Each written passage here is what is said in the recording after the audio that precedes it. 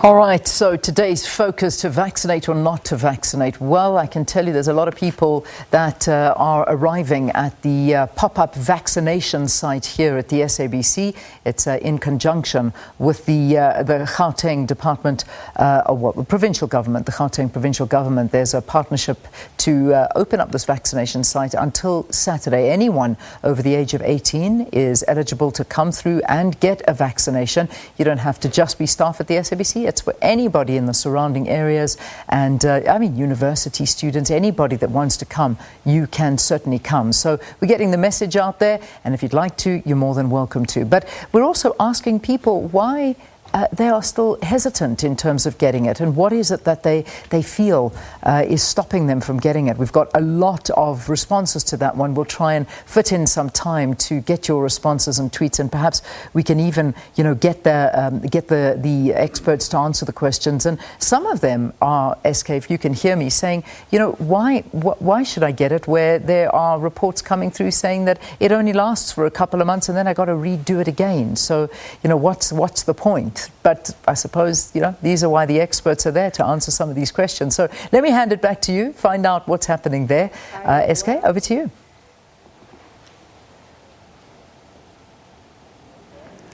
Well, thanks so much, Leanne. And of course, still here in the parking lot at Radio Park, Auckland Park. And this is the pop-up site for vaccination for the SABC in partnership with the Gauteng Provincial Department, the Gauteng Provincial Government, I should say. And it has been quite exciting, I must say. People have been coming through since this morning. And if you can just look to my left there, this is where people come through. Behind us there, the boom gates, that's the entrance, and then coming through that particular center where they register, move along, and you will see chairs. And then right at the end there, there is a little van that they get into, and that's where the actual jab happens.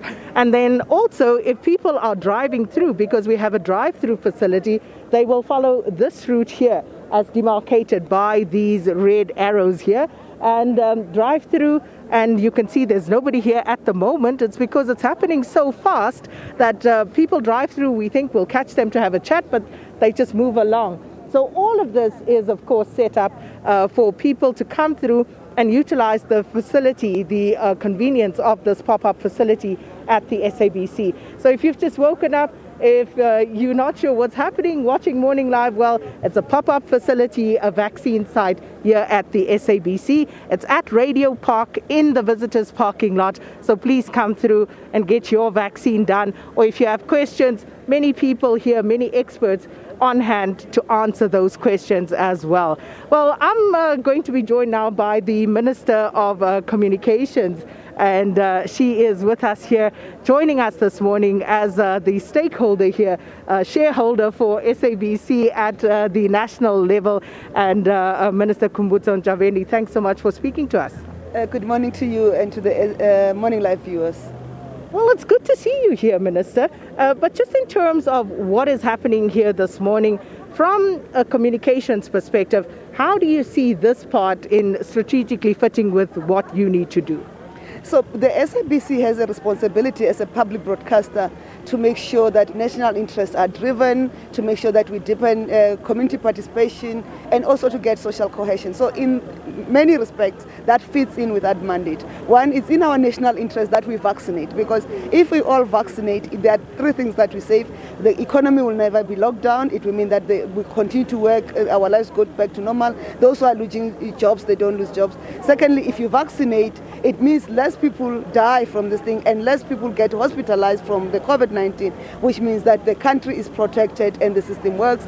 And if you also get vaccinated, it means we can reach herd immunity quicker, and then we'll not have another variant like what's happening in other countries. So that's what is important for the SABC to do that. But it also fosters social cohesion, because the SABC has partnered with universities like the University of Johannesburg and the University of Wits. And I must do a shout out to the presidents of the SRCs of Wits and UJ, because they are whipping up students to come through, and the SABC is so that social cohesion to say The SABC on its own is a member of that community, and within its community there are students and they want them to come through, and the communities around here should be able to participate. That's the social cohesion. And this is participation, enhancing participation. You are feeding people information of what they should do to participate. You are bringing in experts to clarify the issues, the fake news that is there, the anti-vax messaging that is flawed, and so that they clarify that and get the nation informed. And that's the duty, to get the nation informed. So that's our mandate, and I'm happy that the SABC is delivering on that mandate effectively. Minister, please take a walk with me. And as we do, we'll continue the conversation. So what you've said is very important in terms of getting the messaging and correct messaging out. However, we also have a duty to listen to those who perhaps are not too sure at this stage. We're talking about young people, and one of the sentiments I've heard expressed, for example, is that while it's fine perhaps for someone like me who's already had my children to go have the vaccine, there are more concerns, more questions to be asked about young people who are still perhaps of childbearing age, who still want to have futures, when there's no certainty, as some would say, about the long-term effects of the vaccines at this stage. So how would you see us as communicators, as the SABC, playing a role in making sure that there's responsible messaging going out? So this morning on its own, you are doing very well, because you have brought in professors who are explaining the science behind the vaccines, and also maybe just to say, because I'm a minister of government and I've been in a different role, which explained what we were doing at that point. One, our science in South Africa is very advanced. If you recall, is that what the South African Health Product Regulatory Authority did with certifying or authorizing the use of this vaccine, they went through their own research and what are the implications for the country. If you remember earlier, we could not use the AstraZeneca vaccine because it was not fit for us, because you had epidemiologists who were saying what is the impact on South Africans, and that is what you have been doing, and bringing those professionals and experts to clarify that is important. But maybe let me say one thing. We grew up being vaccinated. I think all of us have been vaccinated for polio, have been vaccinated for one thing or the other, and our children have been vaccinated, and even the young ones who are childbearing, the 18-year-olds plus, they have been vaccinated. So there's nothing different from that. The same vaccines that were used that time are similar to the vaccines that are being used this time, and that's what we need to constantly communicate, to say, it may be vaccinating this, but the vaccine regime and vaccine development system is the same across, and it is the same thing. So you are not threatened, but when you have fears, it's important that as you get to the sites, the experts to explain to you. And that's what happens in your pop-up site, it's happening in your Galaga, everywhere else where there are sites. When you have questions, there are nurses, professionals, doctors, and experts on those sites who are willing to explain and take you through and just assure you. And those who are afraid of the needles, it may look big, but it's not big, it's not painful, you don't feel it when you're done. You know, Sakina, you won't believe, I took one presenter of Power FM to the vaccination site, and I was asking, why haven't you vaccinated? And he was giving one reason or the other, and he's just 30-year-old. And when we got there, I realized, no, it's the fear of injections. And maybe we must also have that communications around fear of injections, have the peers, you interview them, tell them, those who have been vaccinated, to say it's not painful. By the time you notice it, it's done. You blink, it's done. Because that is the other fear, because young people are afraid of injections. By the way, I used to be afraid of injections. This is true, but I think what that also speaks to, Minister, is, of course, meeting people where they are at. So when it comes to young people and communication, and as the Minister of Communications, you know, young people are so innovative. If you'll just walk with me, Minister, they're so innovative when it comes to playing around with various communication techniques, and you know, they are just way streets ahead of us. In terms of your portfolio and what young people can look forward to, because this is their domain. This is where they play. This is where you really see them come into their own and shine. So talk to us about, you know, outside of the vaccine story, but maybe also in terms of using them in this regard to meet others, their peers, where they are. What are your visions in terms of bringing young people into this sector in a meaningful way? So I left the sector almost 10 years ago. I come back, we're still wanting to do innovation the same way. But if you look, if you go home to your kids, and my kid at home, if you get home, you see, what are you doing? They'll tell you that, no, I want to do this game, I want to do whatever. But the way we want to introduce technology, we in the system, in government, in the public, we want to introduce the technology as if you still have to do R&D, research and development of old. And it doesn't work that way nowadays. Nowadays, you do it, you use it, you perfect it as it goes. I'll give you an example of Zoom. Last year in April to May, Zoom was being hacked, they were displaying all sorts of things. But where we are now, Zoom is very safe. Imagine if you allow young South Africans to bring the applications they've done and just say, as government, because we've got schools that can use your Meet platform, let the schools use the Meet platform for their own learning, because they are studying at home or they are doing they are not fully at school, we have problems of numbers. You can have them meet there in a cheaper way and whatever. Look, we've got a vaccine app, that vaccine app, you register, you do all sorts of things. But what if it could tell you, and these kids can do it, what if that app could tell you that at the pop-up site at the SABC, there are no long queues, it's going to take you 35 minutes, go there. What will it do for people to turn up? Because there are people who say, no, I don't want to go there because it will take time. But using that app, if young kids are given an opportunity to enhance it, they could message each other, and they say, we don't want J&J, or we don't want Pfizer, we want whatever. You could say, okay, at this side there's Pfizer, at this side there's J&J, at this side there's whatever else that we are going to be introducing. That's what young people do. So that's what I'm facilitating. And I've met many people in the portfolio. I've met the SABC board, I've met the CITA board, I've met Centec, I've met SAPO, I've met the Postbank. And all across I'm saying, how do we enable that innovation spirit and give opportunities? Because I'm saying government will not create jobs. It's the ability of these young people to start their own businesses, even at an experimental level, and we invest in them, and they can hire their friends or they can work together, 2 or 3 of them. Tomorrow they'll be able to hire 10 people or 5 people more, and then we can work. Instead of saying we want to give people grants for this and grant for that, it doesn't help. We need to have a productive nation. And where I am, I'm saying we're going to use technology to bring that to bear. We're talking about spectrum.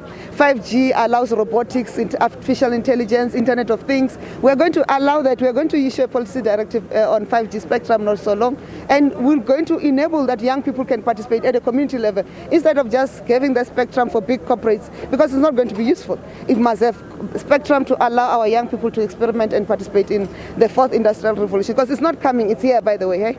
Well, it's passing us by as we speak. It won't pass you, it won't pass you, it won't pass. I'm here now, it won't pass you. It won't pass, it won't pass you. Before you blink, we'll be fully there. Well, I'm going to put a challenge to you live here on Morning Live, Minister. I want you to convene a summit, whatever it is you want to call it, but I would love for you to come and speak to young people, to look at where it is they are at, to look at what it is that they think needs to be done, can be done. Look at the sort of businesses they already have, the sort of things they are already doing, and perhaps assist them. Not grants in the terms of social grants, but maybe affording grants to young people, to those who are already established, to assist them to move forward. So that's what we are lobbying National Treasury for, and the new Minister of Finance agrees to say, he doesn't mind to say, if young people can start companies, we are targeting, you want me to commit a number which I don't have covered. So we're targeting that between now and April next year, we should have young startup companies in the IT sector, those who have done PC engineering, software engineering, A+, and any other thing that's related to technology. If we have the data from Department of Higher Education, from TVET colleges, technical colleges, and some from universities, assist them to start their own companies, but say, what are you trained in? Where is the need, both at government level, but also in community level in terms of technology? How do we enable you? How do we give you that 100,000, or how do we give you that 50,000? And how do we say every month for the next 18 months or the next 24 months, government will put in, even if it's 10,000 in that company, to make sure that you don't have to worry about unnecessary overheads. You can get your company stabilized, but how do we make sure that you've got a business that you can service somebody? How do we make sure that, look, my kid, when there was lockdown, I'm sure it happened with your kid, they only missed 2 weeks of schooling between the 2 years.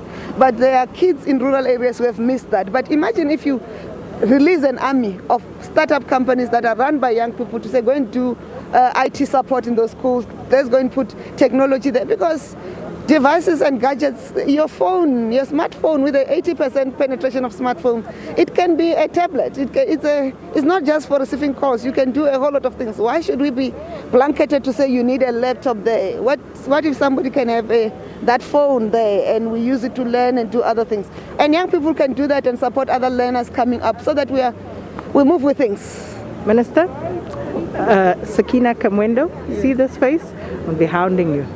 I'm going to be hounding you. I'm going to be holding you to these promises, because I think if we look at the youth unemployment stats in this country, if we look at where the youth are, what their interests are, this particular portfolio that you head up has a very important task, a very important role to play in trying to move those young people out of the dire situation that they are in. And I am going to be there with them as we come to you, and I'm sure you will meet us there. I think we need to do an arrangement, schedule, and I'm learning to wake up early nowadays because there's morning life. So every 3 months we come and discuss what's the update, what's the progress. You do OB and we go and say, in this area, these are the kids who are doing this, we are supporting them. When there are mistakes or where there's no progress, we'll say it, to say we are not making the right progress and how do we reorchestrate ourselves. But we've got a very good plan in place, and I'll go to cabinet and get approval, and I hope they'll put the money through. But if they don't put the money through, we'll always use other people's money. Absolutely. As long as the money comes through, as long as we support the young people. And just finally, back to the pop-up site, back to issues around vaccination, which is why we are here this morning. Just your final word to the community around here. As you can see, people are coming through. They are coming through to get vaccinated this morning. But of course, we would love to see more people come.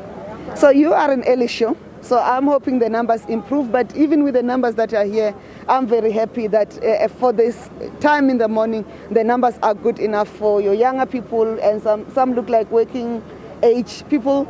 And we are calling out on the students at Wits, the student at UJ, to come through and vaccinate at the pop-up site. And we are calling also on students who are just around the Melville, Westin area and Brixton area to come through, and also older people. There's a strong hospitality sector come through. There are strong malls here. When I was schooling here, we had the university town at Melville, the mall there. You can come through and get vaccinated here. It's quick. It doesn't take you more than 35 minutes. So join us. Let's vaccinate. Let's save the nation. Let's protect South Africa. Let's get our economy running. But let's protect lives and save our families. Thank you. Minister Khumbudzo Ntshavheni there. And of course, there is also a drive-through facility, and it is currently empty. So if you're thinking you can dash through quickly, and I must tell you, it is very efficient, very fast. So please feel free to take us up on that facility as well. We'll talk to the people who are here.